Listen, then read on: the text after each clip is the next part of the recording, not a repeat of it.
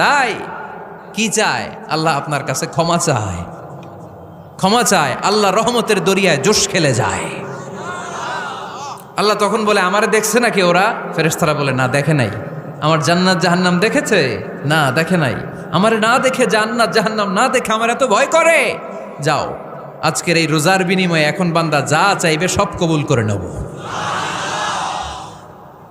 তাহলে তাহাজ্জুদের সময় ইফতারের আগে বাইনাল আযানি ওয়াল ইকামা, আযান ইকামতের মাঝখানে দোয়া কবুল হয়, এটা অনেকে জানে না।